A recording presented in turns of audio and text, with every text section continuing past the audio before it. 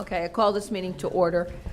Just for clarification for board members, you should have a budget workshop information handout. Two handouts regarding NEASC, one for Sheehan and one for Lyman Hall. And then additionally, you should have a new strategic plan prioritization. If you don't, please let me know, because we're going to be referring to these documents. Okay, the first order of business is the new sustained services budget. Dr. Menzo. Why am I on this thing? All right, so as is the case at this time, I mentioned to you the other day that yesterday, or on Tuesday, that Dominic was going to,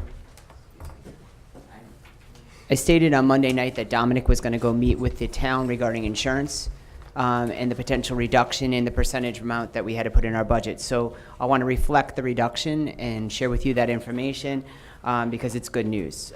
So the good news is that we started out on January 22nd with our budget of a 1.99% increase. We came back to you on Monday because we had minor reductions to bring it down to a 1.97, and now we're at a 1.84 for our sustained services due to an insurance reduction that we were able to account for. So we're very pleased with that. We don't know if we're going to be getting another one, but that one would probably not come until well after you approve a budget on February 26th.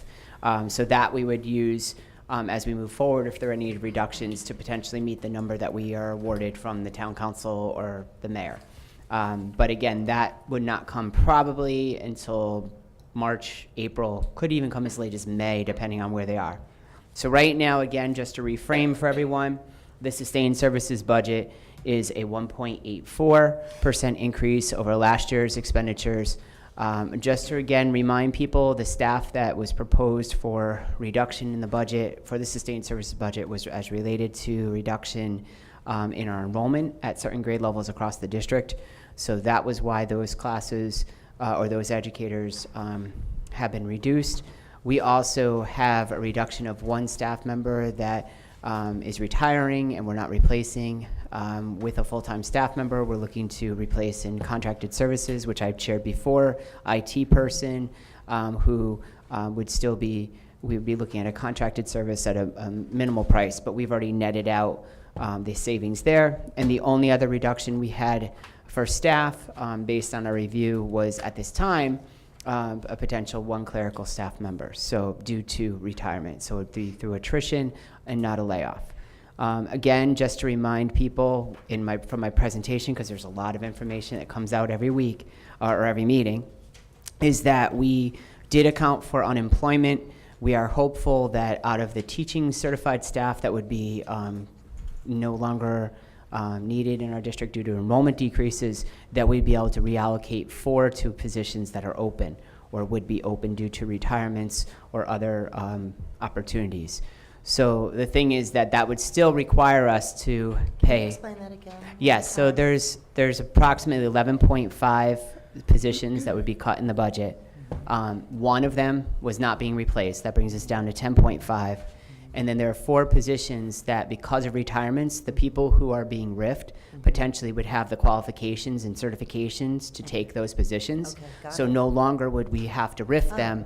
They would be able to go into that position. So it's approximately 6.5 people at this time that we would have to. So we made, that was already considered in the budget. So that's why unemployment, we didn't factor in unemployment for those 4 people, because we do not believe they will be unemployed. We can't tell you who they are, what grade level.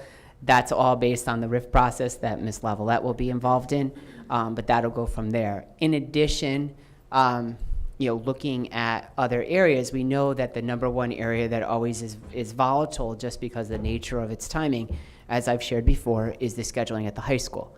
We know that courses are enrolled or are requested starting now. The first rollout of the schedule, the first iteration of the schedule comes out in March, early April. But we also know that we have to account for some changes at that point. So that's a moving target in terms of the number of sections needed. We don't believe we need more sections necessarily because we have plenty of certified staff for both high schools. But we don't necessarily know if we can make additional reductions there. So as we stated at my first budget presentation, we are looking to eliminate at least one high school position, if for no other reasons that, remember, each of the department heads in the core areas are teaching one more section. But there might be additional savings in that area once we look at enrollment into classes beginning in April. So is that one that you just mentioned, Mike, was that part of the original? Correct. Yeah. So right now we're down to 6.5. Correct. Those other things. Correct. Everything that I just mentioned was part of the original budget. The thing is that, remember, the reason why I bring up the high school one is it's not a neat necessarily 1.0 in one content area because of the shift to one more content area class on the part of department heads. There might be some additional staff. There might be parts of staff that are reduced. But again, it's premature to say what that's exactly going to look like. That's not new. That's not anything that doesn't happen on an annual basis in every single district in the state of Connecticut. It's just the nature of scheduling.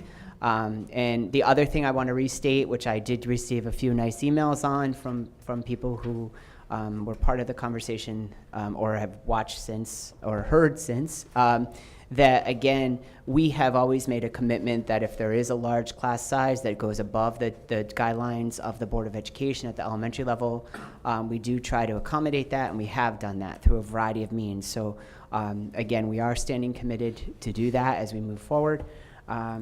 So I just wanted to share that with you. The other piece of information that you all requested the other evening, we had shared with you that the magnet school information, and we noted that there was a potential reduction of approximately, 6 students. That would actually be a net savings of $21,880. So if we reduce those 6 spaces, 4 at Wintergreen Magnet School and 2 at Thomas Edison Magnet School, we had to net out, obviously, transportation grants, all those pieces. So we wanted a hard number for you.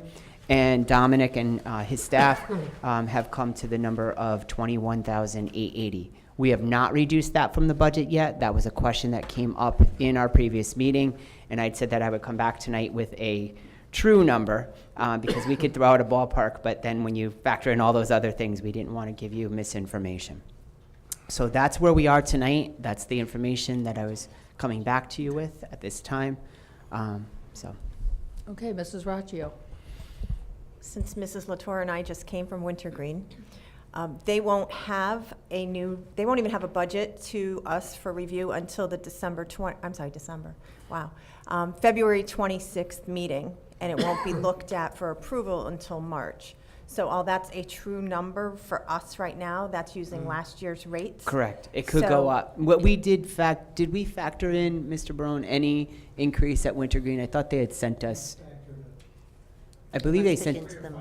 Yeah, they gave us a number of, I believe, I want to say it was 5% actually this year. So you've assumed a 5% increase? I believe we can verify that, but we received a memo from the director of ACES, Dr. Dennehy. He said he would get something out to the districts as a not-to-exceed number. Yeah, and I think so again, yes, this number is in flux. It could be less, it could be more, but this is a ballpark. Thank you. So that's where we are with the sustained budget at this point. So are there any questions, or is there an interest to look at the sustained budget further? I don't have an interest to look at it any further, but I just want to make a comment if I could, if that's okay. I just want to say, I was thrilled with the 1.9 sustained services, and even just seeing what's coming in an area, towns and communities. So now that we're down to 1.84 for sustained services, I just want to say congratulations and thank you to central office and building administrators. Adult ed's here, everybody that, the entire school community obviously spent an unbelievable amount of energy and time and thoughtful consideration to get to this, to get to a 1.99. And I haven't had, and I know I've sent Sal an emails, my feelings, but I feel like I want to take this opportunity to publicly say, as a board member, it far exceeded my expectations, what I was hoping for sustained services. We're, and it's here. So I just want to say thank you, and I want to recognize the efforts. I can't even imagine, the efforts that amongst all of you, and like I said, at the building level, for the building and level administrators that are here this evening, I thank you, and I hope that message gets to all of your coworkers, because it's deserved, and really all our staff, the commitment that got us to here. So thank you. It puts us in a very enviable position to have very fruitful conversations about what our potential strategic plan add-ons may look like. So thank you for that. That's all I want to say. All right. Well, right now, what's been presented is that we're at 1.84%.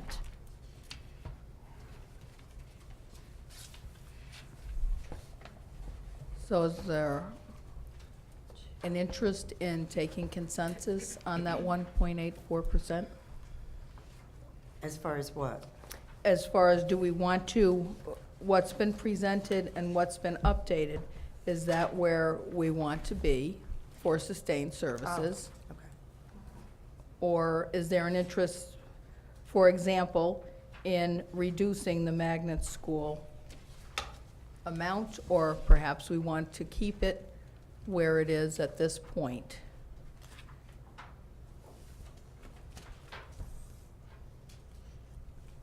I'm good where it is. Keep it at this point. Do we have a deadline for that?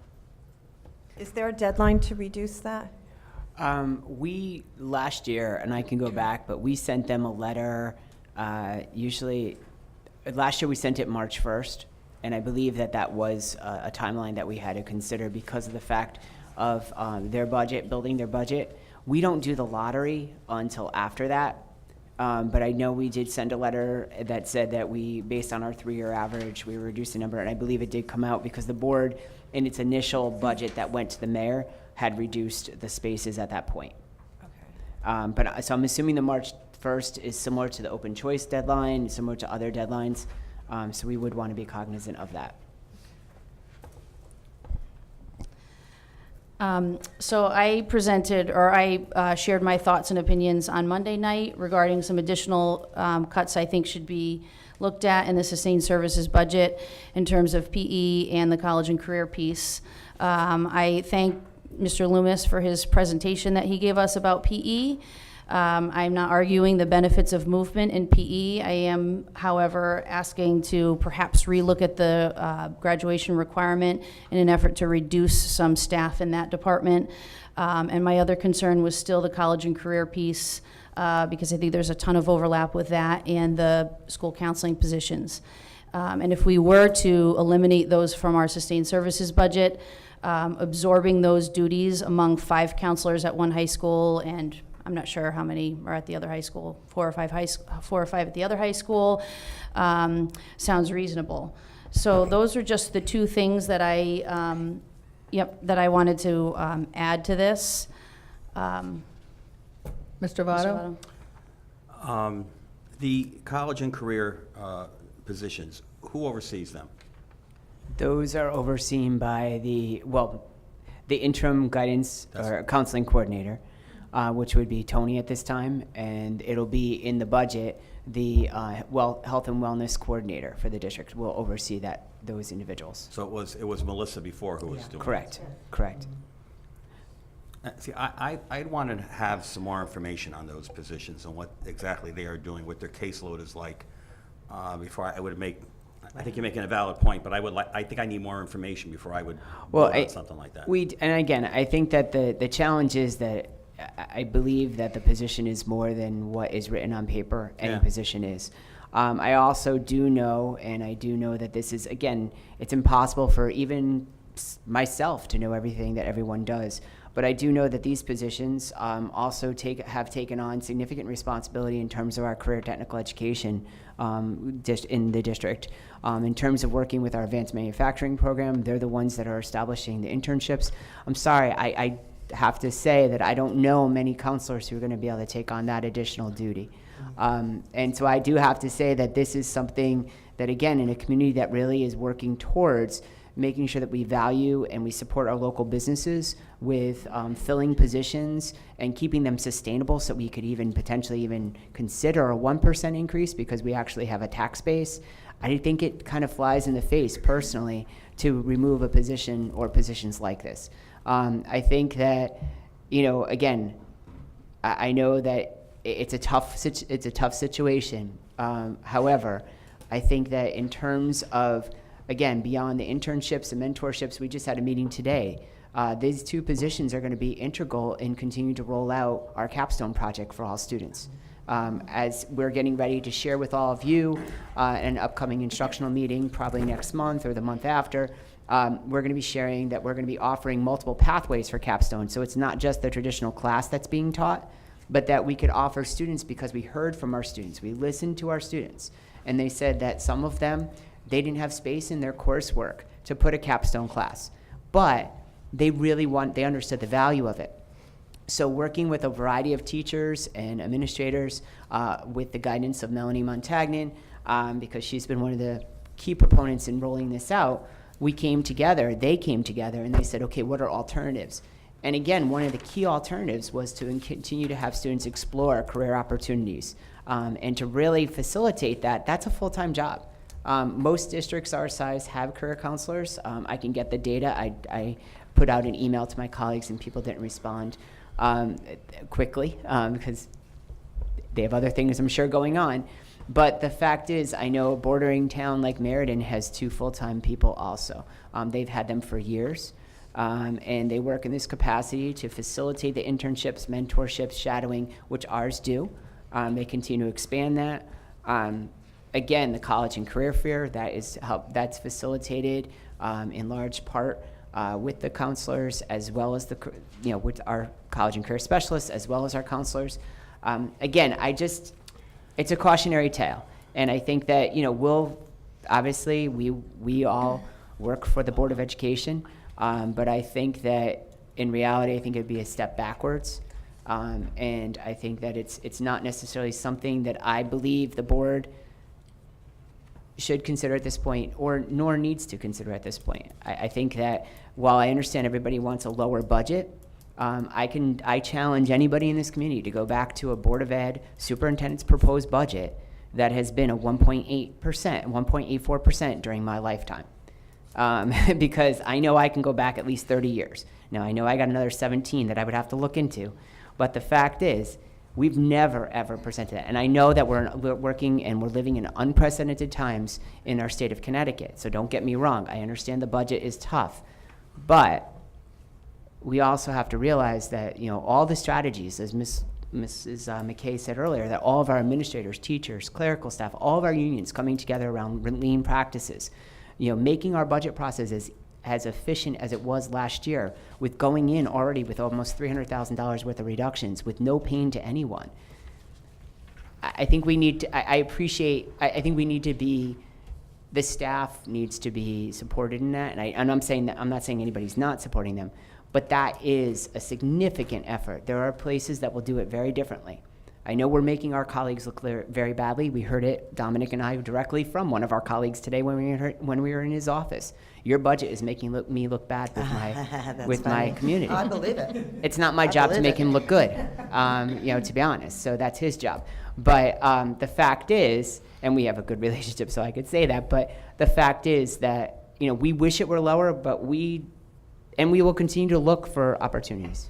I would assume that with these positions, we possibly have freed up the guidance counselors to do more things than they would normally do. Correct. Can you?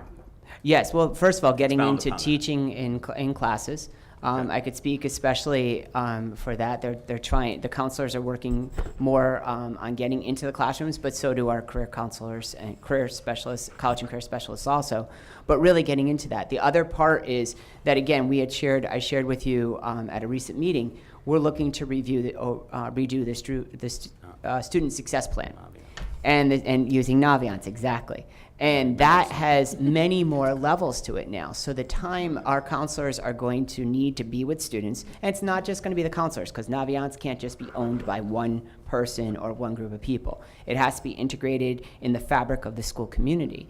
But starting at 6th grade, our student success plan that we've really kind of manipulated a tool that's not ready to do what we wanted to do, but now will, is going to require, if we're going to do it well, and we're going to do it in the best interest of every student, whether or not they're college ready or they're career ready. And we also have to forget, a lot of students going to college still need to know about careers, because you don't want your child living in the basement after college because they got a great degree, but they didn't make the best choice.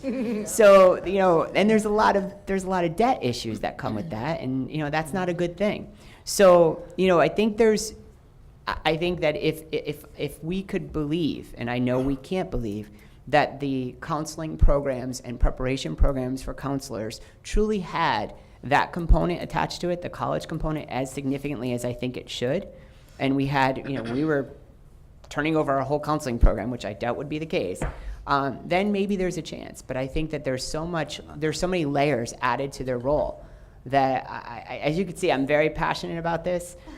We worked on this for years. It's been part of the strategic plan. And I see the benefit of our students. I hear a different tone in our students about their preparedness. I agree, because I also think that today we think that every kid needs to go to college or can go to college, and that's not true. And I think we have sort of dropped the ball on preparing kids for another career, a career that you don't need a college education for, or a 4-year college education for. So I do see the benefits of that. Now, I kind of zoned out a little bit in the beginning because I was trying to think of my question, so I wasn't listening intently on all your words, Dr. Menzel. But I know you mentioned the mentoring and the interning. That's what they help these kids find in the business world. Do they at all work with the ICE-T program in helping them find?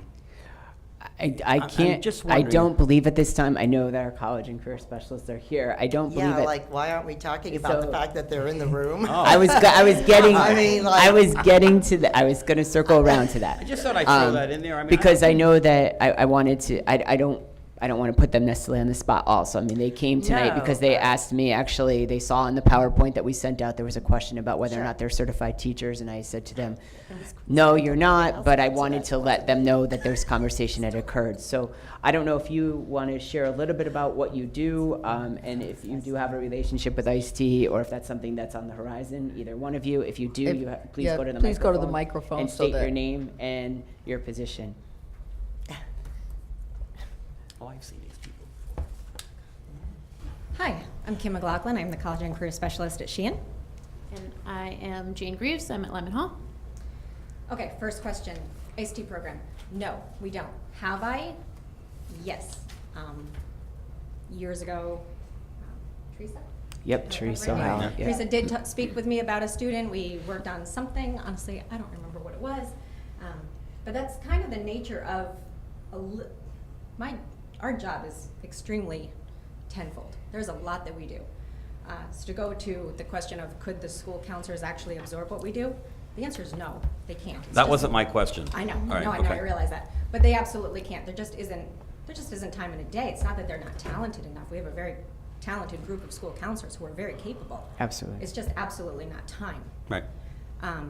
The question about, you asked about ICE-T. What else? I'm sorry. Well, I'm just wondering if to me, it sounds like in your position, you have a lot of contacts We do. and getting mentorships for kids that are going into the working world. And that's one of the things the ICE-T program always try to do for our special needs population. And it's becoming more and more difficult. But I'm just wondering if there was more of articulation between you and them to help facilitate that part of the program, which is really hurting at this time. And if you have the contacts, I wonder if there's some Yeah, there connection. absolutely could be. We'd be more than happy to. Not that I'm schedule looking them to give that. you more work, but I think if you're there doing it, you know, Right. We often get consulted by all kinds of different special ed teachers and stuff, so, I mean, we're happy to work with any program that, you know, we have the flexibility in our job to be able to do that if they, With adult ed sometimes. right, and I work with the special ed teachers a lot. Okay. So, all right, thank you. Is there anything else that you just want to share? I know I gave a helicopter view, but are there any other points? we have our, I believe you guys got the data. Yeah, they're in the resource section. We provided you there. It's hard to put all of the different things that we do into this two-page thing, Yeah. but we tried. I think we, I ran into Mrs. McKay earlier today, Yeah. and she said, and I think that, you know, so we came today because not only do we love our jobs, which is the point I was going to make, was Mrs. McKay said to me, she says, well, it's evident that you love your job. Yeah. Yeah, we do, we do. Yeah. We're passionate about what we do, we're passionate about the kids that we work for, we think that it's an important role that, and we think Wallingford is very progressive in having this. As Dr. Menzo said, there are school, or college and career counselors, specialists, whatever you want to call them, in many districts. We're pretty progressive in how our services are used. You know, internships and job shadows are definitely out there.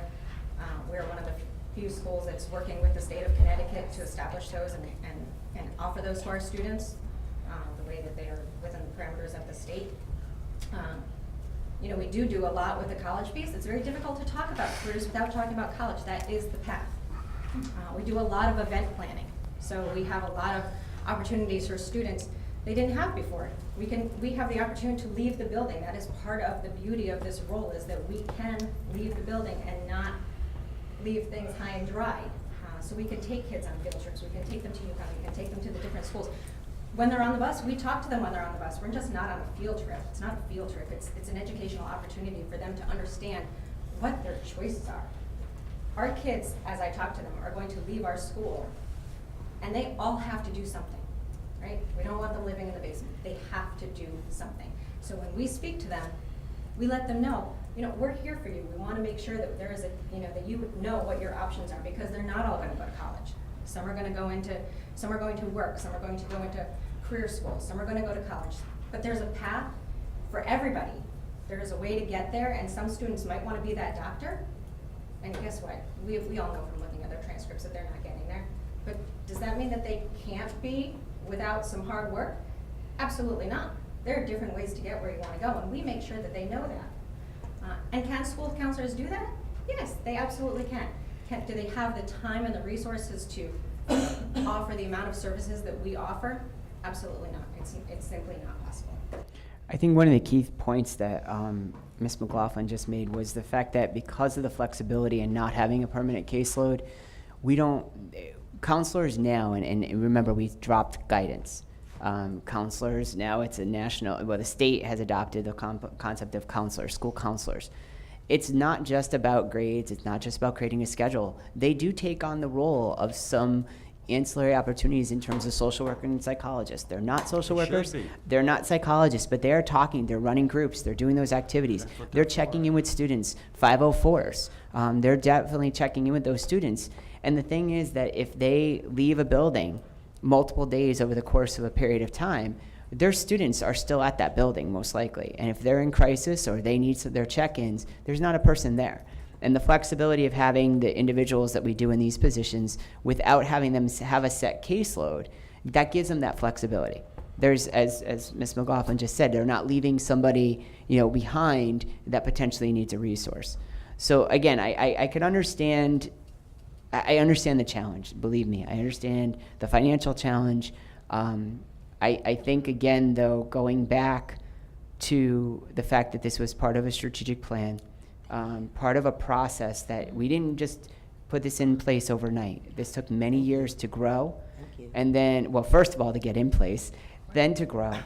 And I don't think, if anything, I think our climate for business and our climate for graduates from high school has gotten worse. It hasn't gotten better.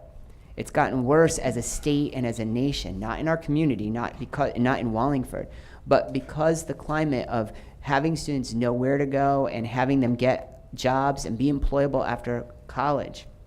never mind high school, has changed significantly. These positions, in my mind, now even have a greater level of importance than they did when we first put them in. So it's a challenge. I understand financially, and we will work. I'm listening to things right now, and I have a couple ideas, but they're not ready for prime time. So let those percolate a little. You got to, and I know it's tough. This is, when it comes to money, Roxanne always says, you don't mess with somebody's money or kids. And, so we're kind of dealing with both with a school budget. We're messing with money, and we're also potentially messing with students and children. So it's a tough one. It's a no-win for a superintendent, a board of education, anybody who's going to sign on the bottom line. But I have a couple of ideas that, just by what our staff has said, just by Mr. Votto's question, that I want to pursue with some other people in my team. I just wanted to add one more comment, and it's, I was happy to hear you say that the guidance counselors, guidance counselors. Yeah, no, I mean, that's, it's like ag science. We still call it FOAG. To hear, though, that they have taken on some of the roles of, Absolutely. which is what they used to do, the social work type of work. If taking away some of the responsibilities with college career planning and that stuff gives them more time to do that kind of stuff, I'm totally for that, because there was a time there, and as you probably know, in the history of education, when that role of a guidance counselor sort of slipped away, and only social workers were allowed to do that. When I first started teaching, it was a very big role of guidance counselor to talk to children and see them on a regular basis. So I'm kind of glad to hear that that's coming sort of Correct. back. And it goes back to the whole philosophy that we, really took root in this district about 7 years ago, all hands on deck. That it doesn't matter what your title is, if you could help that child and connect with that child, then we're going to put you in. It's like any coach, you want to have a long bench. If you're playing in any type of tournament or any type of game, you want to have reserves, and you want them to be productive reserves. And our counselors at our schools are productive. Can we always look to be more effective in all of our roles? Absolutely, and that's where we look to our building principals at the high schools to continue to work to, collaboratively with evaluating them with our in the future wellness coordinator for the district. But really, that's where, if there's concerns about increasing capacity of counselors, that's who would be able to share that with you. I know that we continue to put more and more responsibility in their hands. So I just wanted to share that portion also. We have a line forming. And did either of you want to add to your remarks at this point, or? You don't need to. Okay, You yeah. don't. If you have more Yeah, questions for us. well, I'm happy to answer any questions All that right. you have. Well, we're going to go back to the board and see if there are additional questions, but thank you very much for your insights. Appreciate it. Mrs. McKay? Okay, I need to take, and maybe it's for TV land, and we do have some new board members, but we need to take a step backwards, in my opinion, to do some historic recall. Probably 5 years ago, we did an audit on our guidance department. Was it 5 years ago? Okay, let's use 5 as a number. And that audit provided a very clear path as far as what we wanted, how we wanted to see, what were the expectations of our guidance department? What was the expectations of introducing capstone as a graduation requirement? What were the implications of expecting more from our students in terms of mastery-based learning model, implementing towards that?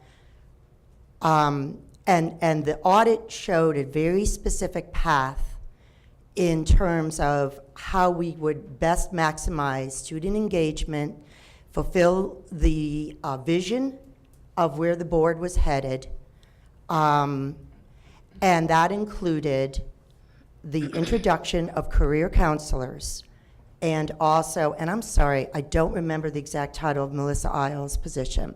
She was the coordinator. She was the district counseling coordinator. So it was daunting from a financial aspect, and we decided as a board, based on that audit, we made a conscious decision that we were going to follow a path that would lead us to support all the things that we're moving toward as a district. And we did it with a very distinct and direct, and it was in our, thank you for mentioning the strategic plan. We never veered off. And we did it in a very slow and systematic process. We hired one career counselor. And that person, Kim McLaughlin, was in that role for 2 years, 3 years. And we saw what she was doing in that role, which, gave her job security frankly, in an insecure job world. Let's be honest. Let's be honest. And it earned we saw the benefits, but we also saw the limitations of one person. And it was in our strategic plan to grow it and to get to a second position, which we did, hence Jane. Welcome. Still in our vision was to have a coordinator's position. And again, let's fast forward another year or 2 years, and we introduced that role. That individual served in an amazing capacity and took on a lot, 504s, a lot of behind-the-scenes things. That individual left our district and is now not being replaced. Now, if we choose to, now that position no longer exists. Well, it's an add-on position. We can talk about that. But if we now consider the notion of reducing another career counselor position, we're basically gutting our program. We're gutting, I'm sorry, with all due respect, we're gutting what we committed to in our strategic plan 5-6 years ago. And this is a dramatic shift from what we are expecting of our students in terms of, I think Capstone speaks to itself, the work that these folks do in helping our students achieve a meaningful, productive, successful capstone experience. So I am, with all due respect, and I appreciate the notion of trying to find savings, I am very much opposed to this notion because it does, frankly, fly in the face of what our strategic plan and what we've discussed and planned for the last 5 years and what our vision's been. Now, that doesn't mean we can't change our vision, but knowing how we're moving along with capstone and mastery-based learning, I see the trajectory going in the wrong direction, frankly. So I cannot personally support that. And I'm just going to keep going because then I'll be quiet. I also, with all due respect, cannot support the notion of changing and reducing our graduation requirements without a lot more thoughtful conversation and discussion. I am not prepared on any level to consider reducing any graduation requirements without a more thoughtful discussion. That is just too much it's too quick. I personally cannot support, and again, I say it with all due respect, Erin, I'm sorry, but I feel you need to know how I feel. I cannot support either one of those. Thank you. Mrs. Raccio, and then Mrs. Corso. As I think I look around, and I'm probably the only parent who actually utilizes the services of Mrs. McLaughlin and guidance, and I am a needy parent when it comes to that. These positions really complement each other. They do not compete with each other. These positions, and I know it would be an equity problem if we only had one of you. I know it became an equity problem and there was more pulling and tugging when there was only one position. And as the former chair of PTAC, I can tell through the Parent Choice Awards, the guidance positions, and we can see it in our strategic plan prioritization list. The number one on the list is social workers.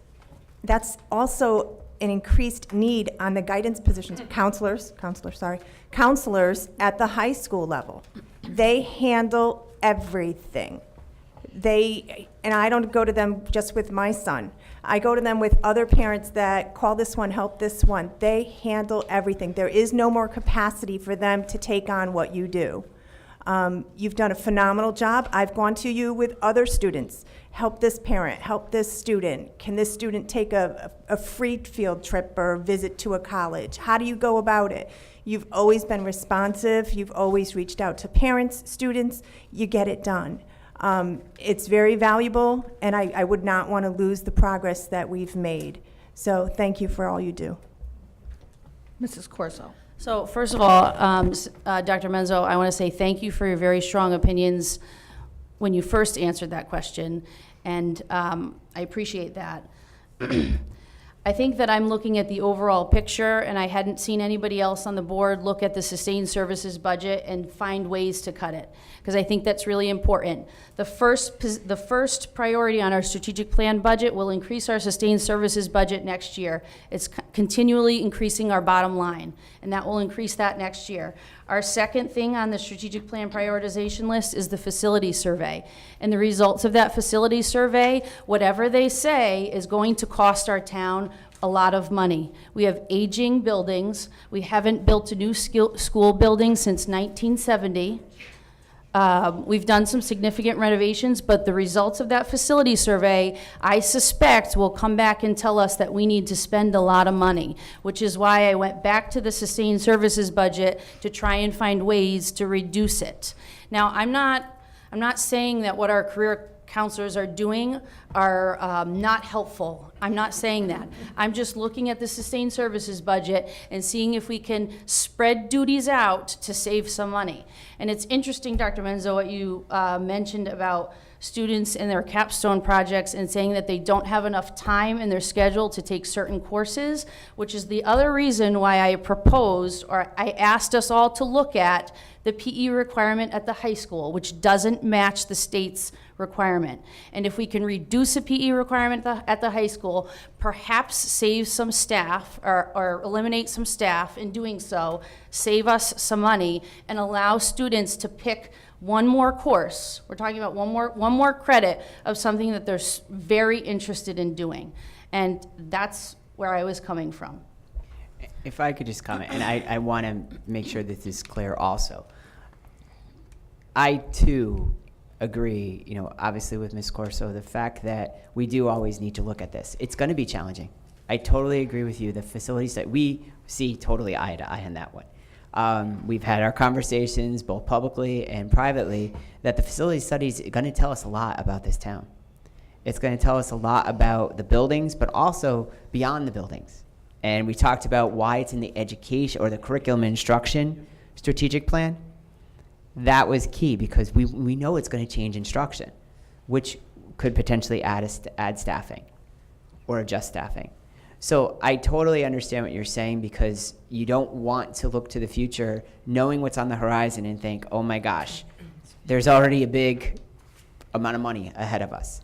However, I think that we have to, and you charge us, that's our responsibility to work with our administrators, to no matter, even though you come up with a budget as a board, you approve it on December. Now you got me saying December, Ms. Racho, on February 26th, even if you approve it, that doesn't mean we just say, okay, we're done. Every week at central office meeting, which happens usually, well, now that I'm in first grade, in the morning, first period, it's around 10 o'clock. We are always talking about, well, what did we get to find to cut the budget? What did we get to find to cut the budget? Because we know, unfortunately, the mayor and the town council can't give us what we ask, no matter what we ask. Even if we asked a 1.5, there's potential that they wouldn't give us that. So we're always looking for those changes. So I think that's the good part about our district. We have great people who care about making those changes and looking and not just giving up and saying, okay, we did our job, now we're on vacation until the mayor gives us the budget on April 1st. That is what's awesome about the staff, the administrators, the teachers, everybody working together. So I do appreciate what you're saying because you're asking the tough questions, and that's a very, I have a lot of respect for that because you're asking those tough questions and we're having that conversation. So it's important to have that, and I think that other board members in the past have brought up some other ideas. And we've thought them through, and sometimes we move forward, sometimes we don't. So I just wanted to say that too, because it takes courage to bring up those tough ideas, and that's part of your role as a board member. So thank you. Mrs. Levelette. If I may, and you may have already considered this, reduction of the number of credits of PE it's probably two separate questions if you're going to look at it from a curricular perspective as a budget question, because if we're looking to reduce those sections so that students may take additional courses, you may eliminate PE staff, but we will need to add other staff to pick up those other courses. So I just wanted to make sure that that point was in everybody's minds as well, that you don't just eliminate a credit for every high school student in the district without then needing to add staff to pick up that credit unless you're filling in simply with study hall. So that's just an important factor when you're looking at it from a budget perspective, which is a separate question from looking at it at a curricular perspective. So I just want people to be mindful of that. Mrs. Purcell? Okay. I have to say that I do totally agree with the fact that I would like the social workers at the elementary level, for sure. But the thing that kind of befuddles my mind a little bit, and maybe it's because people don't understand physical education. It used to be years ago, maybe when many people in this room, it was kind of a roll out the ball, recreation type thing. It is no longer that kind of a discipline. And what we spend a lot of time on is exactly the kind of stuff that the social workers are working on at the elementary level. I'd say one of our standards has to deal with cooperation, communication, teamwork, how to deal with each other. It is probably the one class in all of their high school career where they're constantly interacting with other people in lots of different situations, and they have to learn how to get along, and the emotions are very high. And so for me, it's very social. I'd say probably 50% of what we do in physical education is social. The other thing is students in high school are under a lot of stress. And what's the best way to get stress out? Physical activity, okay? So they're moving, they're anti-stressing, they're getting social. People come forward and say, well, they're physically active after school, so that should take care of it. There's a big difference between physical activity and physical education. Let me give you an example. Kids read at night, right? So that means they don't need reading and they don't need English classes because they're reading at night, they're getting the time in. It's the same thing with physical education. There's education happening, there's ways to teach them about their wellness. And so when you look at something like that, think about, you have to, and I know we're not ready, and I totally agree with what Roxanne said. This is a curriculum thing, we need to talk about it in a curriculum content, but you need to kind of know what what's happening in those fields, and there's a lot of local data to kind of bring forward in those discussions in the future.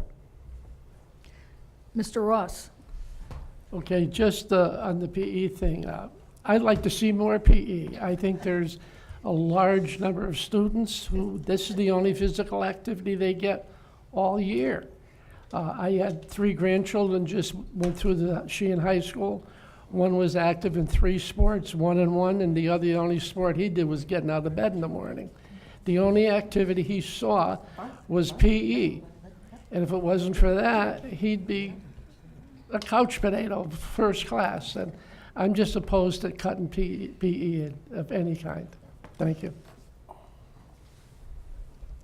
Any further questions? I just want to clarify. I'm not proposing to cut PE at all. I love PE. My kids love PE. That's not what I was suggesting. I was merely suggesting looking at the credit requirement and going from 2 to 1, which is what the state requires. Thank you. All right. So, What you want to take consensus on? do we want to take consensus on any of these? Yeah, on the sustained budget after our discussion at the 1.84%. Right. Unless there's further comment? No. All right. We'll start with Mr. Ross. Yes. Yes. No. Yes. Yes. Yes. Yes. Yes. And yes. Okay. All right. Moving on.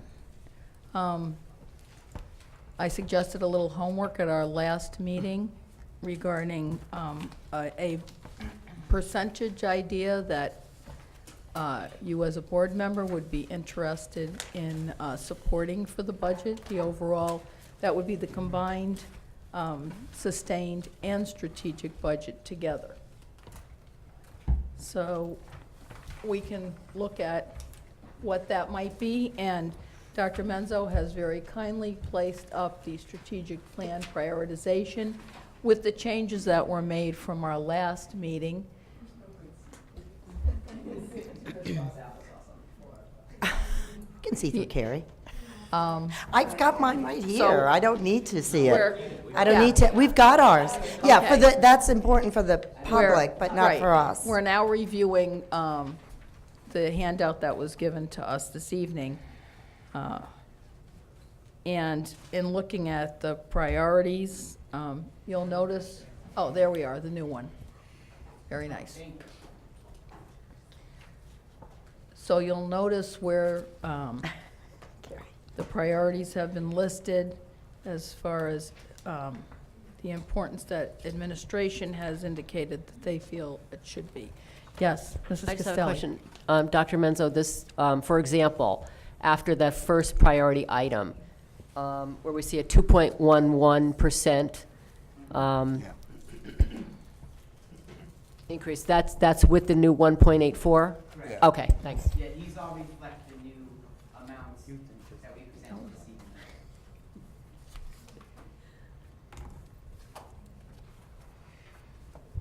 So, do you want to, how do you want to do this?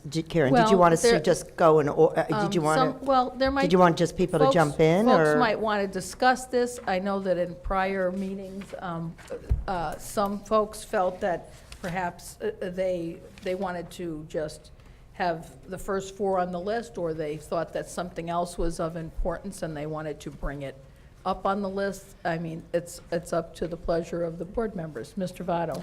Do you want from us, I know what you just said, but are you looking for us for a number? Or are Yes. you looking for us to go on that list and say, we'll go up to, which would mean I would want all those things up to that point? Well, it could be both, It can- actually. It can be both. or- Because or- you might want to jockey something. Right. You might have a But that's what I mean. percentage. Do we jockey first, or do I just give a number first? Do both.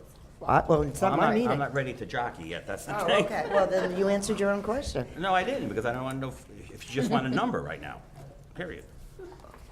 Well, there might, for example, let's say, and I'm not picking on maintenance, let's say that instead of retiling the cafeteria, you wanted to move something else up that you thought was more important. If that's what you guys wanted to go in that direction, then we'll do that. That's Or, fine. well, you don't necessarily have to do that. You might say to yourself, well, here's the top line that I'm willing to propose as a budget, and it's this percentage. I mean, I'll go if you want me to. I mean, Yes, I have a Mrs. very McKay, maybe- definitive. okay. I have a definitive. I'll put it out there. I'll start the conversation if you want me to. So, in my mind, I can support. Okay, well, let me take a step back. This is the way I process things. I think that overarching, we have an obligation as a board to present, obviously, a reasonable budget to our community and to the taxpayers. But also, we have an obligation to say to our community and to our mayor and to our town council, what do we need to move the district forward and take some things off of our strategic plan? Now, I don't live in La La Land. I know I'm not going to get those things, but I still feel it is my responsibility as a board member to say, and this is me as a self-employed person, if you don't ask, you don't get. So I feel there's a piece of me that says I need to inform the community as to what I view as important components to move this district forward for another year. So that's my overarching mindset and premise, but I still have to be reasonable and, reasonable to our taxpayers. So having said all that, I, in my mind, can support somewhere between a 2.34 and a 2.44. And I'm looking at the items that are specifically listed on the strategic plan. I can support all those items. I certainly will support, number one, for social workers. Secondly, the facility survey, I feel very strongly, and I thank my my neighbor here next door for convincing me, because I initially thought that should really be sent out. Why not have the municipal side do that, absorb that? But, and I don't want to steal your thunder, but Karen, you know, convinced me, nobody's going to look out for our students like the Board of Education and like us. And I got that from Karen, and she's right. You know, why would we want to lose that control? We want to put our students first. And what does that survey look like in relation to our students? So I think that's important to maintain control over that. The rest are non-recurring items, which I certainly don't think the Chromebooks nor the computer replacement plan cycle will be embraced by our mayor. However, if there is CRA money still available, I could see him potentially taking our plow truck and the retiling cafeteria. And we discussed this the other day. That may or may not occur. He may be kind enough and willing, and the town council support that and take that off as off to CRA. The only thing I have a question mark on that I think is really important, that I thought was compelling that we talked about, was the digital record storage for $75,000. Now, if I jockeyed that for the computer replacement plan cycle, I don't know. I can't, obviously, they ranked it, this is their priority. I think that record storage is a really important thing. I see the value on so many levels, so that kind of resonated with me. But it doesn't resonate enough, frankly, well, I don't know. If I move that up from 2.44, what is that? Dominic, can I put you on the spot? If I went from keep 1 through 6 and jockeyed the storage, that 75,000, what would that bring me up to, us up to in a percentage? If it's a pain, don't. So, you know, 1 through 6 and And 8. eight. And 8. 1 through 6. Seven would be, or the next item. Right. It would replace 7, that's right. Yes, that's right. My way of thinking, yeah. That brings 2.52.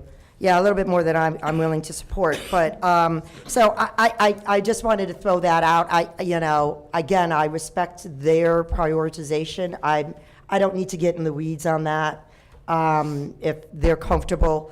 So that would be my only consideration. But I can't really I support much over 2.34 to 4.4, and I think that's a pretty generous budget in today's, you know, to submit. Obviously, we're not going to get that. And just from a historical standpoint, we've been presenting a sustained services and a strategic plan budget for 9 years, and never once in 8 years have we ever received even sustained services. Yet we have managed to click things off of sustained our strategic plan. So that's where my balancing is. Oh, thank you. Mrs. Castelli? Thanks, Roxanne. You said very eloquently a lot of what I wanted to say. I also want to point out that our historical budget analysis, if you look at it, it's in the Yep. handout, Yep. shows that we have been very cognitive and very thoughtful in our financial due diligence. Each year, you'll notice we have requested less money. And of course, we get less money than we request each year as well. But I think we're showing historically that we are very concerned about making sure we present a budget that is appropriate.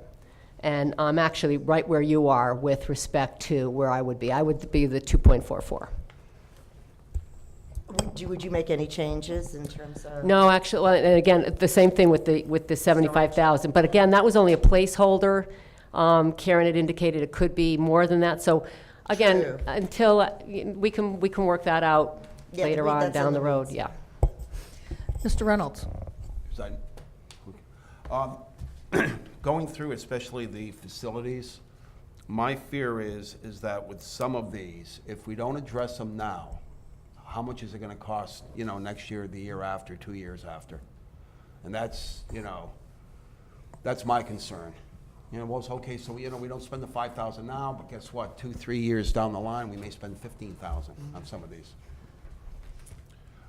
We are very conscious of that. Yeah. And if I thought that was a problem, I would certainly bring that up. Oh, you, okay, all right.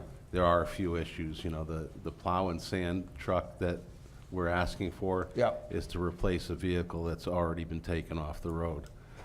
So something like that is important. Yeah. Some of the other items, we may end up having to address a few issues out of my Yeah. operating budget. You know, things like if an expansion joint pops, I have to fix that. Yeah. But we are very conscious of those issues. Just a side thing, 'cause I happened to be up there, and you and I talked about it. The gymnasium ceiling at Cook Hill, has that at least been scraped and primed, or are we talking about the way it was back in November? It's basically the same way. We're looking to fund it this way. If we have to, we can do some of that in-house. Okay. But we're not going to continue to let it flake. It just, we may be doing some minimal work ourselves, but we really would like to paint the whole thing. Cost of 8,000. All right. What school was that at, Pat? Cook Hill. Cook Hill. Thank you. Oh, paint, yeah, okay, I got you. So, Mr. Reynolds, did you have an idea of percentage where you would like to be and your prioritization, perhaps? I'm in, my comfort zone's around the same that's been mentioned, you know, The 2.44? around there. Yeah. Mr. Votto? Mark, the Rock Hill key system, what's up with that? That's just our master key system. And there are quite a few locks up there that need to be upgraded. It'll assist with lockdowns, maintenance. Some of the classrooms have the original lock Right. sets. Is it a safety concern? It is. Because that's what, you know, I live that too every day, and Yeah, it doesn't have an S next to it. that just stuck out with me because I know how important that is with having a system of keys that works. And it, No, the S is the safety. That's this, and as a No, I total know, but the aside, yellow's on that Dr. side. Menzel, we Yeah. did apply for a security grant, correct? The one that, in November, did we, Yeah. We haven't heard No, we anything haven't about heard that. The state, again, I think a lot of those, because it's a state-funded grant, those are on hold based on the budgetary issues that are, we're experiencing. so none of these things would come under that? No, that was a different grant. That was to work to help subsidize the radio system that the town was putting in place, the communication with the police Alright. department and fire department, which Okay. is, I do it's remember. really, that's a very valuable Okay. opportunity. So Mark, do you think, I mean, is that something we should be considering a little higher up on this list? Well, that's You kind know, of, as these things wear out, we do replace them with our current system anyways. So in time, they would all be replaced. Okay. But, So you're don't doing it think- now as needed? Yes, and I don't think it's causing any critical issues Okay. right now. All right.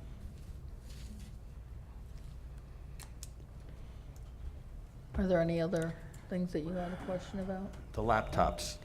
Is Karen here? I don't, is Mrs. Vega? Yes, she is. Um, Oh, she is here. I didn't even see you. didn't I'm even like see you. talking about you like you're not Are you here. hiding on I'm so purpose? sorry. Are you saying, oh, no, I got him? No, she's just figuring out whose car is who and slashing tires, you know? Just teasing Karen. Karen would never do that. Never. When you say update teacher laptops, are we talking, I count a lot of them? A lot of them. I mean, you have 50,000 down there. Is that just a guesstimate at this point? So what we're trying to do is do about 50 to 60 each year Okay. to try to spread it into like a 5-year. So what happens is if we don't have either the 1% money or other monies, they kind of spread to Yeah. from like a 3-year to a 4 or 5-year. So All right, forgive my poor memory, but what did we do last year? Anything? This year, in this year's budget? we, in the 1%, we had 50,000 for Chromebooks. That's We right. did have funds this year for teacher laptops. I did buy them, so. Like, Like, we had at least 50,000, I think we had All right. 75,000. all right. to share. So, Could I offer just an idea? And I know I just want to put this out there.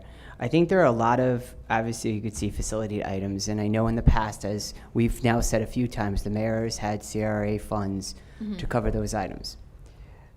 Would there be, and I just was sitting there, came up with this, so again, Yeah. Clumping them together. I'm just thinking, should we clump a group of the facility items together? It wouldn't be much. Put our budget together and then say to the mayor, like we did, remember when we put We've the, actually made that we did the- suggestion for, I think that's a great idea. and then just put it there and say, if you have, for CRA consideration. Right. These are the one-time maintenance items. Yeah. 'Cause a lot So of them do aren't our- too Because expensive. well, that's Well, Pat's the- point. That's the That's Pat's thing. point too. As I'm listening to you talk, I'm thinking to myself and looking at the quantity, the financial impact, I'm thinking why, because we did that with the Lyman Hall turf. Remember, we carved that out. Yeah. And we said, this is a capital item that we see separate, but then we also gave considerations the CRA funds. So I'm just wondering if there might be interest in doing that. If you want to identify, if you'd like to identify the ones that maybe we would clump together as priority. I don't know. I just think wanted to throw it out for consideration. Well, I'd be in favor of that. that's up to the board, what they would like to do. Mrs. Castelli? Well, it's funny you should say that, because I was going to ask, I saw there's 3 food services items, and I wanted to know if, I can understand each one of them is less than the $15,000 limit that's required for bonding, but if we combine could we combine those 3 as a bonding? I think it's more the life expectancy. Well, Yeah, like- that would be But they a- wouldn't last 20 years? The stove doesn't last 20 years? Not necessarily. Really? It's a challenge. We did buy, and this is where there's a difference, that the electric oven and we bought the combi ovens, which those were more expensive. Those have a longer lifespan, and those were paid for through the mayor's funds, but those were CRA funds he gave us, not capital. So that we do have precedent set in that regard, but not with capital funds. Okay.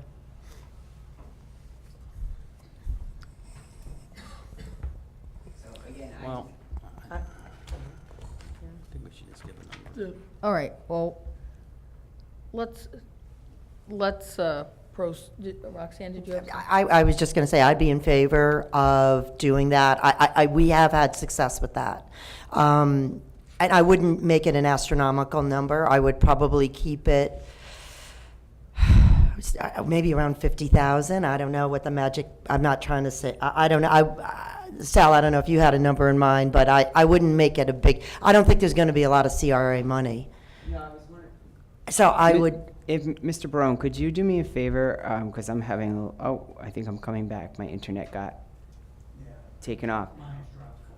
What I was going to suggest is, I was going to just, if I was going to take this off the screen, make a copy of all the capital, or I should say the facilities items, put them in chart, and just, if you give me a few seconds, come up with the amount and the percent that equates to. would you add those, though? I'm asking, I don't know, the 3 food service items, because those aren't, they're about 21,000, 22. I don't know, maybe not. Well, You want to just do the facilities? Just do Well, facilities? I was going to add the food services. Oh, you too. are? Yeah. Okay, Anything okay. yellow, I was going to put. Okay, I was just going to pull out those to get you a number. okay. And so- even the 3 and 4 you were going Correct. to do? Yeah. So if you could just give me a moment. Okay. Thank you. Well, we can still entertain other remarks. Mrs. Raccio? Can I just ask a historical question? The 1% account from last year that was earmarked for special education, was that a change in practice or a one-year change? Well, it was a change from prior practice, and it was. It was a this 1 year. year, it Yeah. was to be believed to only be a 1 year change in practice, and actually Mr. Barone and I, on a way to a meeting today, talked about that. So we've been monitoring that very, very closely. At this time, we haven't used any. Right, but I just Um, didn't know if going forward, if anything that was left But of the there was more- 1% would come to Yeah, but there was more technology or than, not. we didn't just earmark the whole thing to special ed, right? I mean, we did, We did move it all over. We did do it all. Yeah, we did move it all over. So I thought. Excuse me, no, we No, we moved didn't. about, we moved 702,000. 702,000, and then 50,000 to the Chromebooks. Right. thank you. I thought we did Yeah, because spend It a was little either- It was bit. Right. definitely Yeah. IT, whether it was Thank you. specific That's what I Chromebooks thought. So it was IT, it was 50,000. It wasn't a lot, but I Yeah, well, thought we. okay. Yeah, No, it's fine. I Okay. thought we did put some to IT, but Okay. just to clarify. That's where I'm. But not much. When I look through the list, I worry about replacement Chromebooks because I don't want to go backwards in Right, and that's where we've technology. typically gotten our money Right. So if for. we lost that because we've changed the Or purpose of the 1%. Unencumbered is another option, but we're not, I mean, our unencumbered Well, isn't, we don't know it's that yet. early, yeah, it's early. It's not, but that has been another source, just to say. Right. You know, if you were to combine, looking at the facilities, anything that's related to key systems and locks, that comes out to 56.5. So that puts you right in the pocket, a little bit beyond the 50,000 that you were talking about. But the keys and the locking systems and all of those would be things that I think would have the lifespan that you need for the other funds. And it'd be a safety issue solved. Right. I like that idea. That would have been Yeah. items 12, 21, 22, and 23. Right.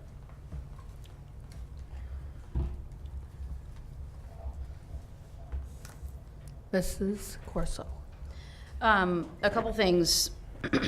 If we're looking at digital record storage and storing things in the cloud, and if we're looking at Chromebooks for universal access and replacing certain Chromebooks, I think updating network servers needs to go up higher on the list. I want to protect our students' data and information and make sure that's happening, and especially if we're increasing that usage significantly. So that's number 20 on the list. 18? 18, actually. If I could just Oh. comment, Yeah. those are security camera servers that we're looking for. Oh, so, So okay. Those are not, it's not for Storage student based. data, it's just for the video Okay. cameras, gotcha. security Thank you. system. Mhm. My other question, with the instructional coaches, we're looking at $136,000 for 2 instructional coaches. I'm wondering if, I absolutely see a need for reading, because when kids can't read, it's really hard to do math these days, if you guys have seen the elementary math that they're doing. But we're sinking $60,000 into math professional development, and I'm wondering if it's worth letting that play out for a year before we add an additional math instructional coach and see what that the results of that math professional development before we. Yeah, that didn't make my cut. But I absolutely see a need for reading, because when kids can't read, I think that the research suggests by 4th grade, their trajectory for success is much less. So I absolutely see a need for reading interventionists and/or instructional coaches that can get in the classroom and work hands-on with kids and teachers. But again, the math is the piece that I'm questioning at this point.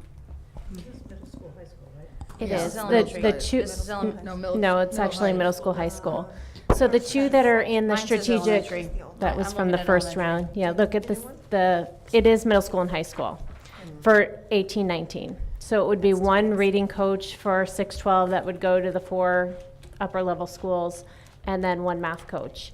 And then in years after would be to expand the elementary coaches so that they're And- not across 4 schools. And I'm not opposed to the additional support understand. for professional development with the math teachers. I'm not Yep. opposed to that at all. I'm I- just wondering if we can wait and let that play out a bit.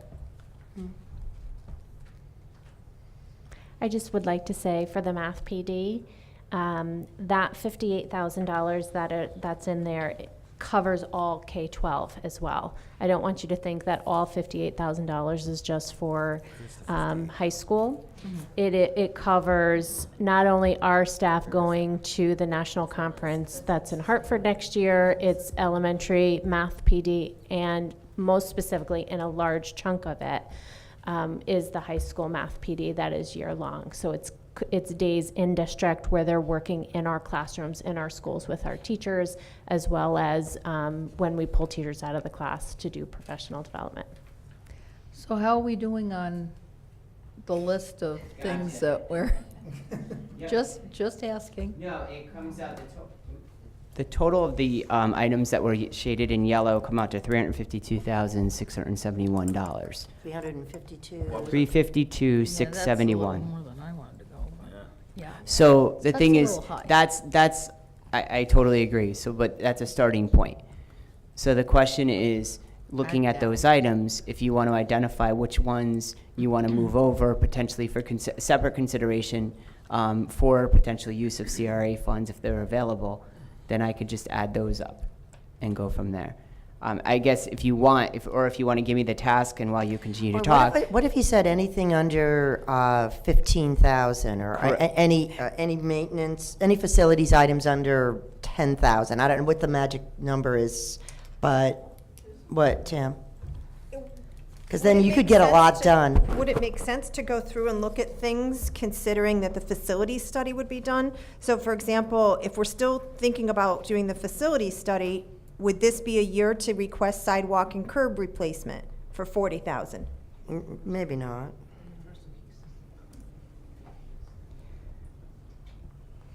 Because there might be like the blow dryers in all the bathrooms. Yeah, I might let that go. Yeah, I see your point. Because they may be a different priority after we get back a facility study. That's true. Because at that point, we may be saying, oh boy, we need to do this, wish we didn't do that. That's my only thought. Mark, are you replacing hand dryers or replacing towel holders in those bathrooms?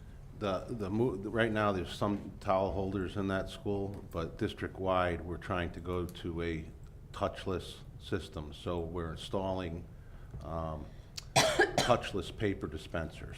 They're Okay. not battery operated. You just pull down on a sheet, it's sheared off. That's also being required of cleaning contractors. All right.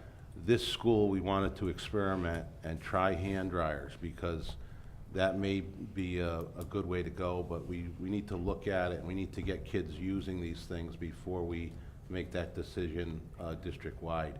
Middle schools tend to be the toughest on this stuff. So we thought this would be the ideal place. Joe Piacentini supports this. He originally inquired about it, and I'd like to give it a try. Dr. Menzo? If we were to take the first two items that we said, leave those in there, the 50,000 for the replacement vehicle and then the retiling of Rock Hill. And those are the only ones we leave in over $10,000. We take out anything that was related to, Sheehan, Lyman Hall potentially. Then the number comes down to 129,213. So $129,213. See, the only, So I was just trying to, I'm listening, Right. I'm trying to do a variety to Right. help out. Right, there are so many configurations that we can entertain. Mrs. McKay? So my only worry, because you guys listed that plow truck and the retiling in the cafeteria is 3 and 4. I mean, Yeah, I left that in that number. right, I understand that. So to me, that is a really big priority for you guys. And my worry is if we present an option, let's say, of keeping those two in, that's fine, which we know they're not going to get funded. They're not. Let's be honest, people. They're not. We're not going to get over sustained services. And yet we still call out, all those that add up to 129. Well, no, I included those two in the 129, so I was The including. plow truck and the retile? Correct. I thought you said you left it.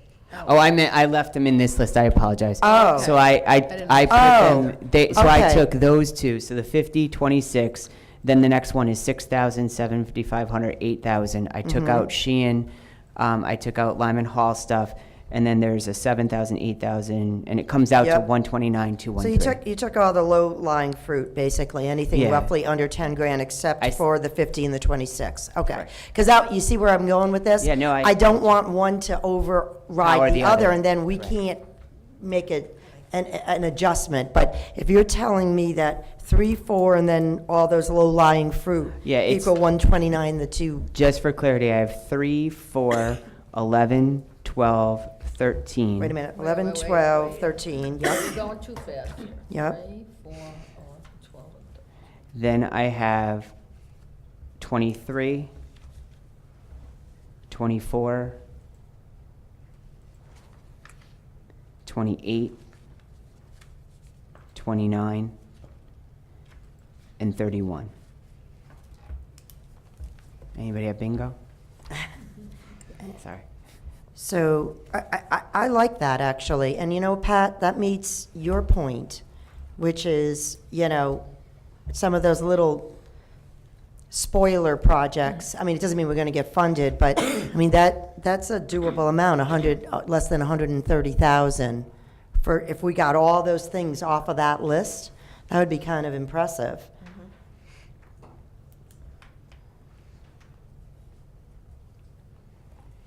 Then going back, if you did that and you took those off the strategic plan priority list, so your bottom line, you were kind of all mulling around the 2.44.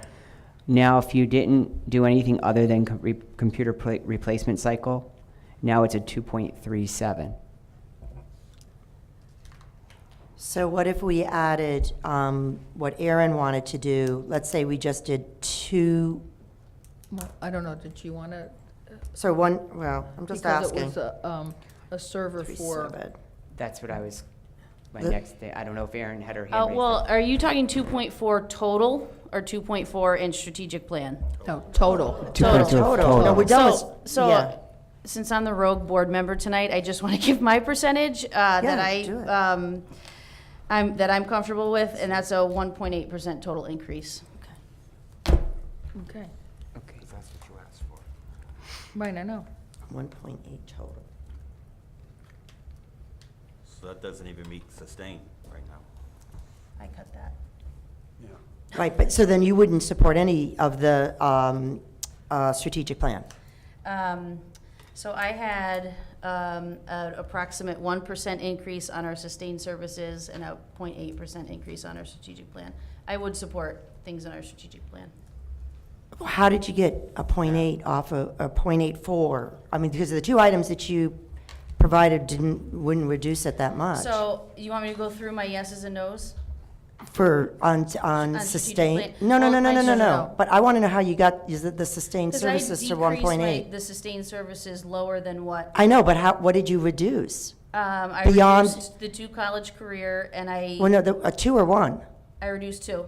Oh, so you're eliminating the I reduced whole 2. thing? Yes, I did. Oh, okay. And I reduced 5 additional PE staff. Okay, okay. At $70,000 total each for each staff member. I had to I gave a estimated salary plus benefits. And then what else did you reduce? And then I reduced certain items in the strategic plan No, down but, to just but the for same. sustained, because in order to get from a 1.84 to a 1.0, it's So I took the- $840,000. Your 102,5,341.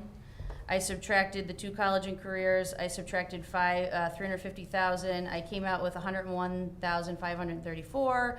I got the difference between last year and this year and divided it. Perhaps my percentages are wrong, but that's what I was looking at. I guess the college and career specialists are about $120,000. And then you said you had factored with Then I 70, took another 350,000 out of there. so that's 470.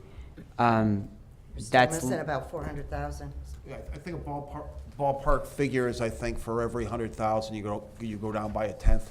almost, Yeah, yeah. somewhere so around, just a you're ballpark. still I- short about 330,000 to get to a 1%.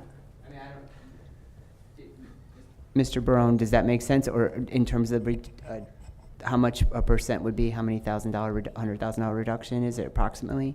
I just want to make sure, because I don't want to be wrong either on this either. We need to be right.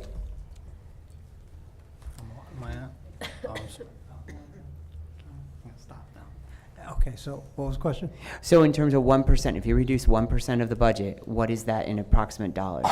Based on the budget, the 1.84%. Yeah. Well, actually, going back to our original budget from last year, because you have to start with the basic budget from last year. We had a little over $100 million, correct? Was our sustained? $100,500,000. So 1% would be A million. $1 million. Our initial 1% or 1.8% was approximately 2 million change. So again, there would be about $1 million that would have to be reduced to get to that 1% sustained. So I think you're at 470. You asked for $102,005,341 in sustained services, correct? Which is an I'm increase. sorry, could you repeat that? 102 million, how much? 102 million, 642, 627. No, I'm Can- looking can at I- $102,005,341, which was the, If I could cheat, because I'm peeking, this is the new number, it's $300,000 different than your Right. starting number. gotcha. Well, there's my money. There it is, Sorry. Sorry. This is tonight's packet. So So if you There's my start, money. if you, Yeah. Dr. Menzo, on this page, and correct me if I'm wrong, Yeah, the so top number this is not really, right. like if we added a line and put sustained services, that beginning number should be 102, 370, 627. Correct. Before we add any of these. Correct. So that's So- where you're But off. you have 642. So, okay, so if I can go back, then I would decrease our sustained services budget by $470,754. Okay. And then we can do the math from there. Okay, I got you. Okay, so far we have 4 board members weighing in on what percentage they would be comfortable with. Mr. Votto, you had another I have a remark? question. I understand why you're clumping some of these facility things together, but I have a couple of issues with that. First of all, these are in order for a purpose. I would think that either because of, for one reason or another, whether it's more important or their safety or whatever. So by clumping things around because by going by their value or how much it's gonna cost, I don't know.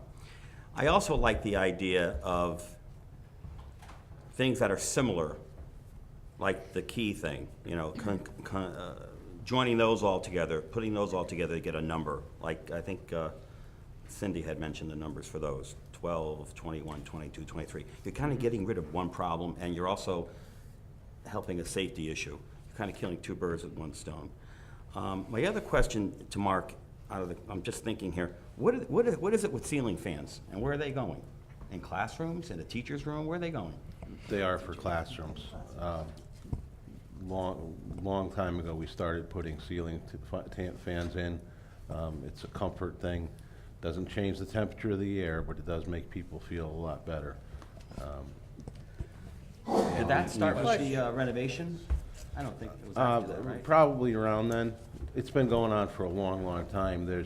We have hundreds and hundreds of ceiling fans throughout the district. Some places where we don't have adequate ceiling height, we may have some wall fans, but it's a common see- request from all the building administrators. But on one hand, you have it, the Fritz School, it's number 11, and at Parker Farms, it's number 31. What? Yeah, you can say what. No, I'm just Well, hold saying, on. I was just saying, the least I can tell you right now, like DO6 is upstairs. Upstairs at Fritz is much hotter than the Right, ceiling level. that's true. Yeah, the second floor, Fritz, is unbearable. Even though we have Yeah, and done Parker Farms some- is all 1 floor. We've done some improvements on the ventilation there. It still can get extremely hot on that second floor. Well, if you want a number for me, no more than 2.5. Well, That would be my. okay, 2.5 for Mr. Votto. So, but what was your answer though? Do you like the idea, or you don't want a cluster? You're not comfortable with that? If we're gonna cluster, I like to see the key thing, Yep. all those things that are Gotcha. similar. I'm comfortable with the 2.44. 2.44. What was that, now a 2.37 when you take out the yellow ones? Well, we're debating whether we're Oh, gonna do okay. that or not, but yes, it would be a 2.37. If you have okay. Mr. Ross, do you? Yeah, Mark, just a question, the repair of the back parking lot sidewalks and parking lot at Sheehan for $40,000. You also have in the budget reconfiguring that back parking lot to move it closer to the senior court. So wouldn't these repairs be done at that time in that reconfiguring? The $40,000 is for curbs and sidewalks. Generally, at Sheehan High School, we do anywhere from $20,000 to $40,000 every year. Yeah, but you're gonna move, in the budget, I noticed you were gonna reconfigure that parking lot and move it closer to the outside senior. That wouldn't have anything to do with the perimeter sidewalks around the building. That's, Okay, yeah. It's the other, it's not parking lot then. We're hoping that that will be combined with a much bigger project that includes the ADA aspects, the lighting aspects. We're very hesitant to do something like that because it affects all those other areas. I don't want to do a job and then have to get, demo part of that job to do the next one. And that's what happens if you don't look at the whole picture. Okay, thank you. I'd be comfortable with 244. 2 point, okay, thank you very much. Okay. So far we have had 1, 2, 3, 4, 5, 6, 7 board members weigh in, so, I'm comfortable with the 2.44. okay. Can I revise my figures? You may. 2.16. 2.16. Okay.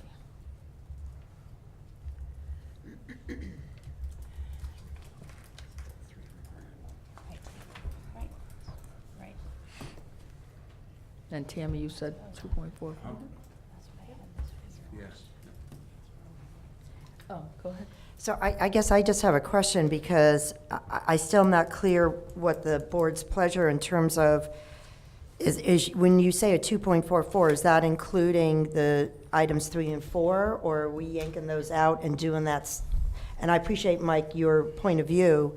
I'm just trying to, it's gonna make a difference for me. So once we knew the number, I was going off of the 2.44 because that's what here, but ideally 2.37 and 129, 213 That's- separate. yeah. If that's where we're ending up with the final totals, that would. Yeah, I guess. Version 2? Yeah, That yeah. works for Because me. I guess that's what, that would work for me too. I like the idea of coming in at a 2.37 and doing the 129. I hear your point, Mike, but that's how I would cluster it, but Or that's, if those other couple little key things get added in that change that 129 to 135 or something, I'm not sure if it matters, because we're not going to get it all.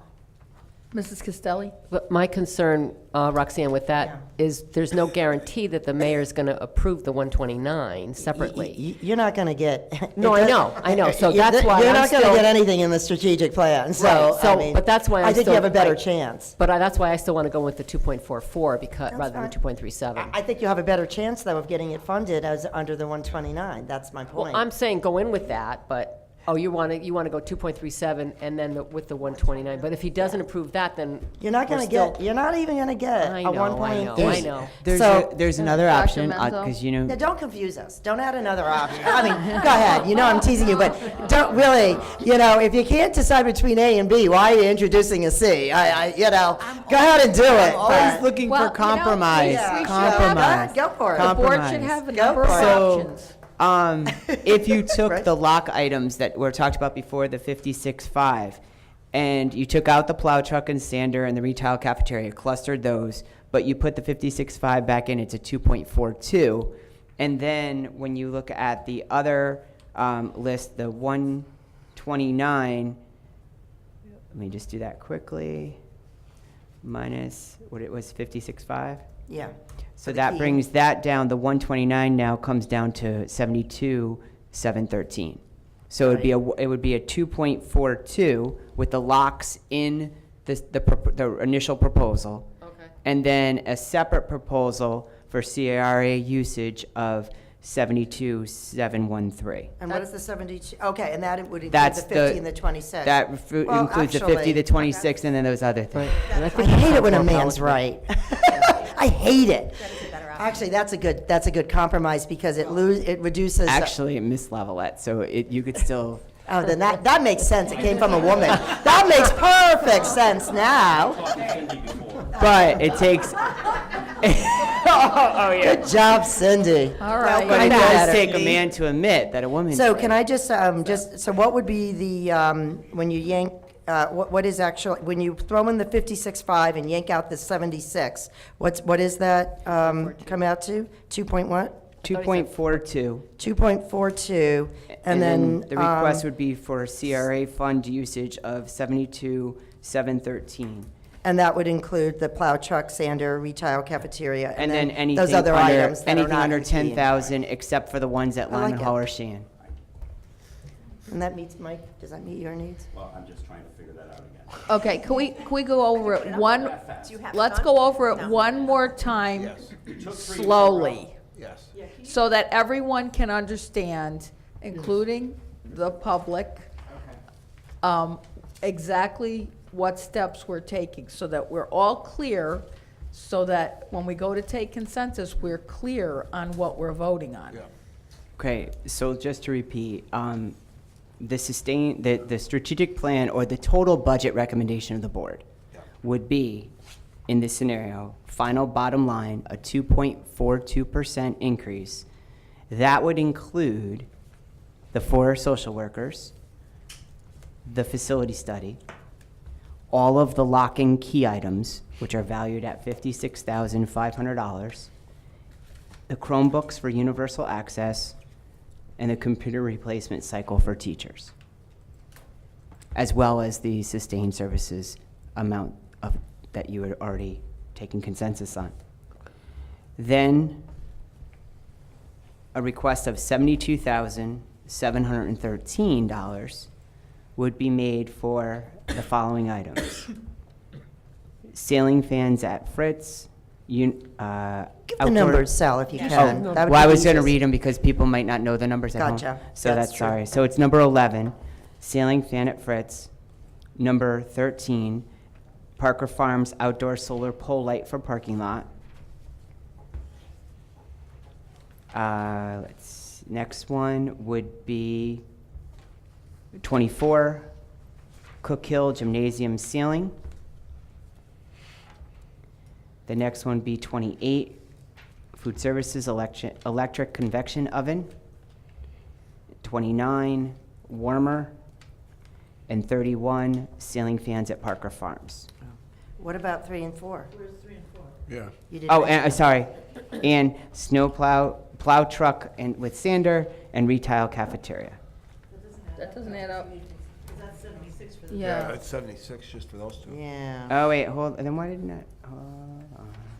This is why we have to go over it. Well, I'm glad that we worked through that. Yeah. Yes. That's too bad. I'm That glad would make that the our, number- see, there's learning of math. Hold on, let me add this up. I'm not writing anymore. Kathy's given up on her writing. So 129, so equals this minus 56.5.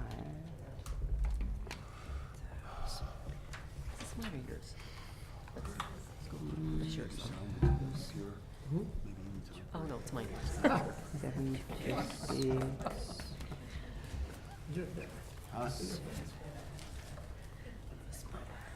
Minus.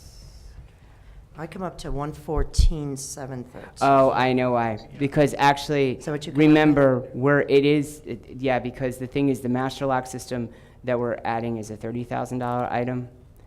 So there's the master door lock system that I included at Moran in the locks.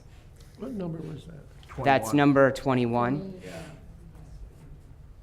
So that's where I have to do the redo the math, because that one came out as a larger amount. So hold on one second. It wasn't in the initial amount.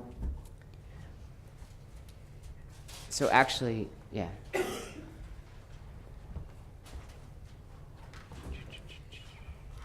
So we can retile the You're doing only cafeteria. items under 10,000, Sal, the change locks for interior doors at DAG is. Well, no, see, what I did was, and let me just refresh, I took all the locks, no matter if they were 20,000 or anything, I put those all together. So when you take the locks all together, and Dom, if you want to add this for us, if you could help with this, you have 7,500. Yep. You have 30,000. You have 12,000. You have 7,000. And those are all the locks. So 56.5. 6.5, right. And then when we go back to the initial sheet,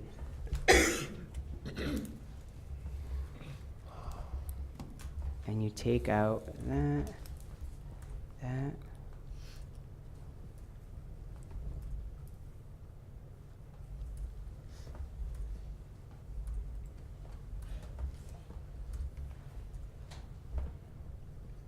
Even, and what was number 4? 1, 2,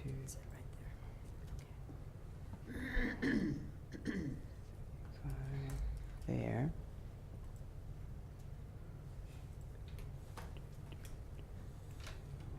And then we took that out.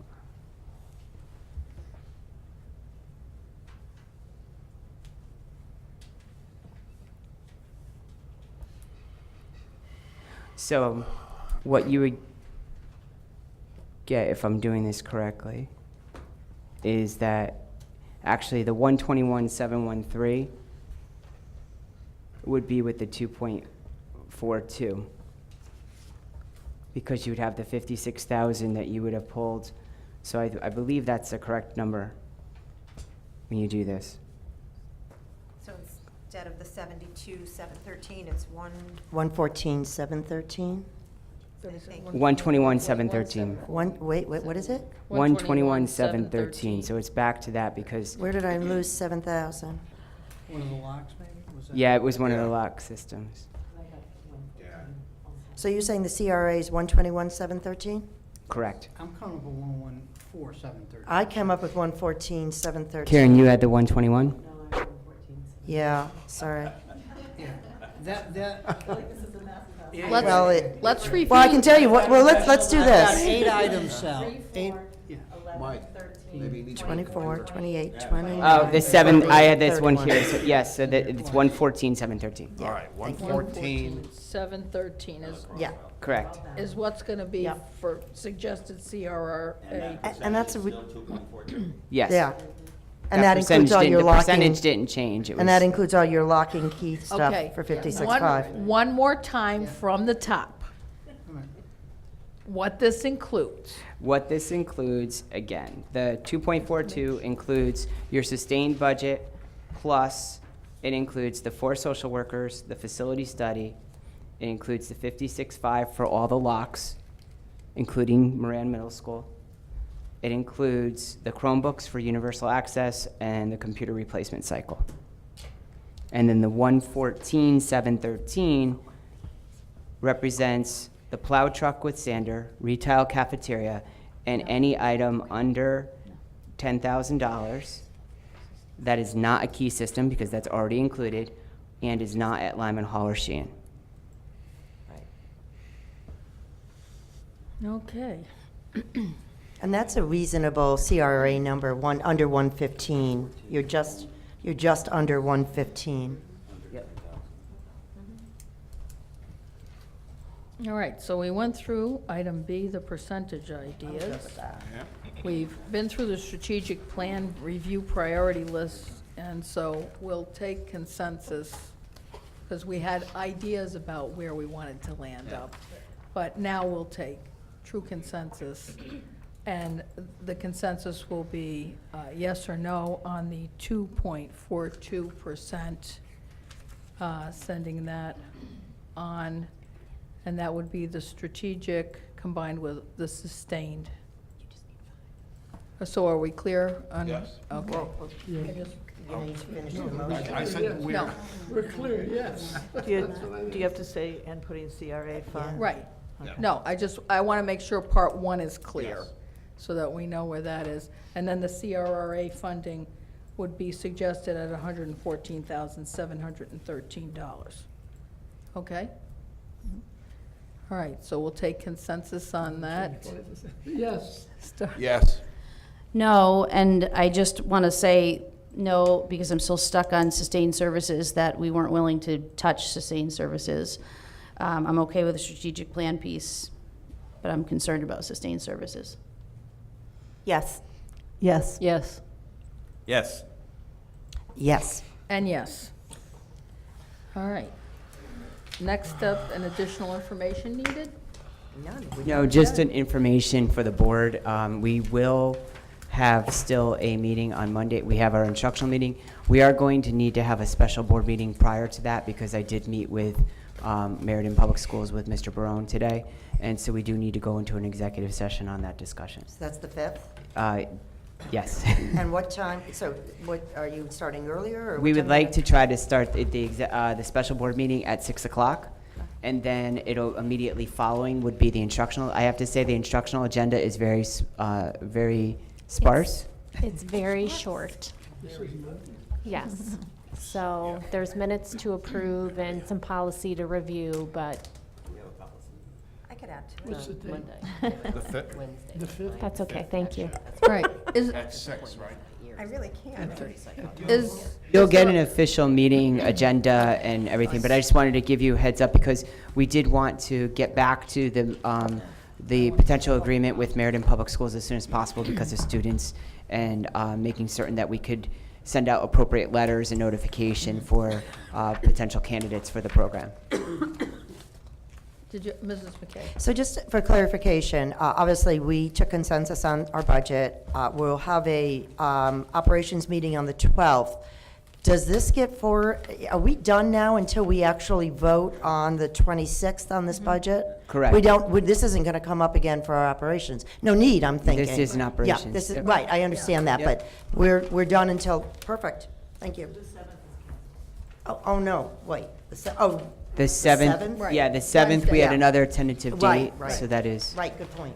Okay, we're to the part of our agenda for public comment. Do we have public comment? Yes, sir. Could you please come to the microphone and state your name and address, please? My name is Jim Forte. I'm a Wallingford resident and taxpayer. And first, I'd like to thank the board for your service to the school district. And especially since I know you're not in it for the money or the glory. So, but I just wanted to say a few words about the kids and, you know, especially about the career path. It's such an important thing. I think it's just as important, if not more important, than the math and the reading and the English and the social studies. Because the decisions that they make at that age are so important to where they're going to go in life, and they don't have a clue how important this decision is. They have no clue. I can tell you that when I was going up through the system, and I did not grow up in Connecticut, but I did in New York, but probably very similar. It was a lot of, you know, you're a bright kid, you need to go to college. Okay, I went to college. I got a degree in electrical engineering. And it served me well, but I can tell you that if I had to do it today, there is no way that I would go to engineering school. And I'll tell you why. Because engineering is a job that is so easily outsourced. And for every engineer that we hire in the States, the company I work for hires 10 overseas because they can get it 10 to 1. And it's all about the money. So, I can also tell you that, because I work for a company called the Wire Mold Company up in West Hartford. We're part of LeGrand, North America. Okay, $6 billion French conglomerate on the French stock exchange, so they're answering to stockholders. So it's all about, you know, we gotta show dividends and adjusted operating income and all the good stuff. So we work and make electrical products, and we deal all day long with electrical distributors and electrical contractors. We're always out there talking to them. And let me tell you, there is such a shortage right now in the trades. Incredible shortage in the trades. And we go all over the country talking to contractors, and they all say the same thing. Next 5 years is going to be tough. 10 years from now, it's a crisis because there are no people to take the place of the journeymen that are retiring. And it's good work, and you can't outsource it. The stuff's got to be wired here. You got to do the plumbing here. You got to do the carpentry here. You can't send it to India or China. So I really hope that the board would consider this, make sure that we are in a direction, and I hope you're there, that these kids know what their options are, because there's nothing wrong with going into a trade. Because I can tell you, bright kids going into trades, They'll end up as supervisors, they'll end up starting their own companies, they'll end up selling their company to a bigger company and retiring with more money than anybody who went to college. Exactly. All Mr. right? Fort, Absolutely. So, Mr. Forte, I just want to say, you hit it out of the park personally, because actually tomorrow in this room at 9 o'clock, we will be meeting with a variety of constituents around the town to talk about just exactly what you're talking about. We're going to be really launching Operation STEM for Wallingford, and not just high-level technology, engineering, and mathematics, but also getting the students back into the trades, because we have a tremendous amount of jobs in Wallingford that are open for students right after high school who have, mastered math and English and communication skills. They have the soft skills, and they're right out of college, right out of high school, $60,000. Yeah. And the fact is, and that's not their ceiling. And that's, I think, no. sometimes people think, oh, that's great, but what about when they have a family and such? But that's not the ceiling. And so we're very excited about this opportunity for our students, and we're hopeful that it'll continue, because it actually, what you're describing, many of our colleagues across the country are calling a crisis right now. Yeah, there are over definitely. 500,000 jobs open right now nationally in many of the areas that you suggested, and it's going to double and then triple. So, it's tough because we don't want to use the word crisis around the economy all the time, because you think of crisis like medical or health, and those are horrible. But this is a crisis, and so that's what we are talking about tomorrow. So thank you. I really appreciate that. Thank Thank you you. very And much. one last thing, and I'm going to get yelled at for this, but I'd love to see you add Mandarin to the language programs, because China is such a big economy in the world now. Yeah, So Well, we've been trying, and we've looked at the Hanban program, which is a grant program. The challenge is still getting the teachers to be able to fulfill the program. So, but thank you. all right, Thank you for your remarks. Any other public comment? Seeing none, we're adjourned.